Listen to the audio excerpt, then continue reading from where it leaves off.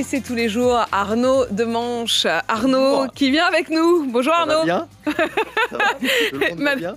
Alors madame, oui, mais oui, parfait. Je peux récupérer mon fauteuil. Merci beaucoup. Ouais, en direct. Il y a eu un petit passage de relais, en effet. Alors Arnaud est avec nous. Oui, nous sommes le 77e jour d'apaisement. Je sais, on se moque de cette formule, mais en attendant, admettez que plus personne ne parle de la réforme des retraites. L'objectif est atteint quand même. L'apaisement devait arriver jusqu'au 14 juillet. C'était bien ça dans les annonces d'Emmanuel Macron de mémoire. Il arrivera sur les champs. Alors, les violences, les pillages et les incendies ont continué tout le week-end. Les émeutes se sont même étendues à l'étranger. On a vu des répliques en Belgique, en Suisse, même à Monaco, puisqu'on a retrouvé un mégot par terre, à côté d'un papier « Flûte, enquiquinons l'autorité ». C'est vous dire, c'est ça. C'est sûr. Une partie des émeutiers est toujours choquée par la mort du jeune Naël. Et une autre partie des émeutiers profite juste de l'occasion pour faire du shopping gratos, ça se voit quand même. En ce moment, c'est les soldes. Cette année, non seulement les prix sont cassés, mais les vitrines aussi sont cassées. Et franchement, je vois mal comment tu rends hommage à Naël en chopant des Nike, une Yamaha et un iPhone. Tu sens qu'ils ont confondu la marche pour Naël et le marché pour Noël. C'est pas bien clair. Même les Lidl sont victimes de pillage. On est mal, patron. On est très mal. Eh oui, ils sont mal. Alors, autant piller un Apple Store, je cautionne pas, mais je vois l'intérêt. Autant un Lidl, risquer de la prison ferme pour avoir volé un carton de Capri Sun, 6 rouleaux de PQ. Vous savez, leur PQ en papier de verre, là, et 4 danettes vanille quasi périmées, ça vaut pas le coup. Mais le niveau de dégradation semble baisser nuit après nuit quand même. En même temps, quand t'as fait cramer ta mairie, ton Lidl, ta salle de sport, ton commissariat, tes bus, tes bagnoles, tes banques, tes immeubles et ta grand-mère, t'arrives un peu au bout des possibilités. D'ailleurs, Mathieu Kassovitz sera l'invité des Grandes Gueules ce matin pour parler des émeutes. Et à propos, son film La haine va renaître sous forme de comédie musicale. C'est authentique. Alors, je rappelle le pitch de La haine. Abdel, 16 ans, est entre la vie et la mort après avoir été passé à tabac lors d'un interrogatoire de police. Et une émeute oppose alors les jeunes d'une cité HLM aux forces de l'autre. Mathieu Kassovitz a fait cette annonce au début de la semaine dernière. Et on peut dire qu'il a le sens du timing. Kassovitz, les répétitions ont déjà commencé dans toutes les villes de France depuis quelques jours. Vous avez dû remarquer, c'est la promo la plus spectaculaire qu'on ait vue pour une comédie musicale. Ça va être grandiose. Donc, ne loupez pas les GG, c'est à 9h. Avec donc Mathieu Kassovitz. Allez, vous vouliez nous parler un peu des grandes vacances qui arrivent. Oui, un peu de repos. On croyait qu'on allait pouvoir se reposer après les émeutes, la guerre en Ukraine, les feux de forêt et l'inflation. Mais un nouveau fléau risque de gâcher notre été.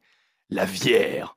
La bière, Apolline. Vous savez ce que c'est ? C'est une boisson. Ouais. C'est 50% de vin, 50% de bière, 100% une idée à la con.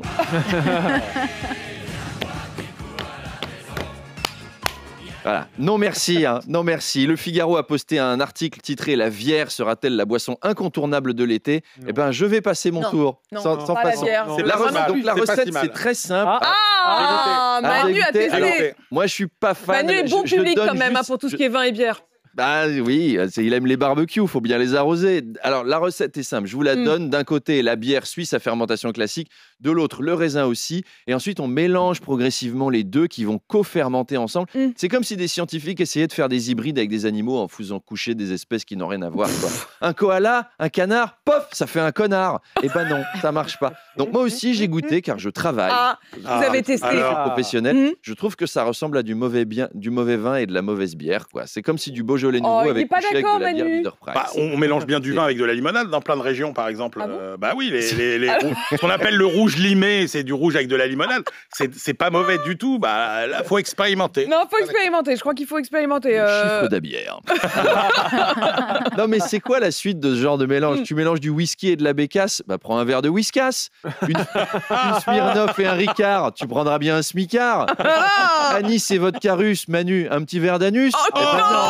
Non. Garçon, il y a comme un arrière-goût là. Enfin, il y a plutôt un goût d'arrière. Enfin, c'est la boisson préférée de Bruno Le Maire. Non, mais s'il vous plaît, est-ce que vous pouvez me refaire cette petite séquence ? Je vous écoute. On peut la réécouter. Je voudrais qu'on la réécoute là, déjà là. C'est très très bon là, ça quand même. Une Smirnoff et un Ricard, prenez un smicard. Anis et vodka russe, Manu, un petit verre d'anus.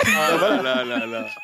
Et puis alors, Ce week-end, il y a un autre truc qui a démarré, c'est le Tour de France. Ouais. On va parler un peu vélo pour faire plaisir à Pierre, le rédacteur en chef adjoint. Pierre, qui aime le vélo. Je serai les coureurs, je serai pas rassuré à me balader en ce moment dans les villes de France sur un petit vélo avec un petit cuissard. Ils vont pédaler vite, les gars.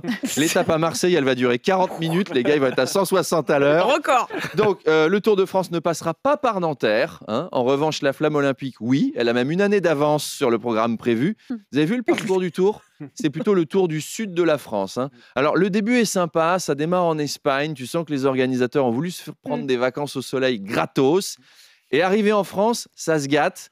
Il y a un stade que des zones désertiques. Ça fait Libourne, La Creuse, Limoges, le Puy-de-Dôme, Clermont, Belfort. C'est pas un parcours, c'est une punition. Pas de risque. Celui qui a fait le tracé, ouais, aucun risque.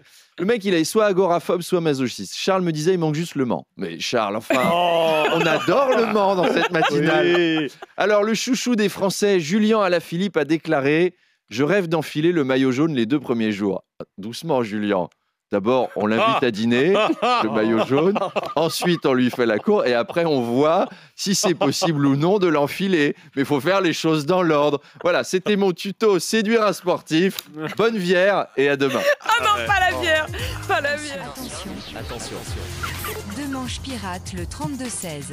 Il est donc 7h26 sur RMC. Et ce qui fait réagir ce matin, bonjour Arnaud. Bonjour. Ce sont bien sûr les émeutes qui se sont poursuivies pendant le week-end.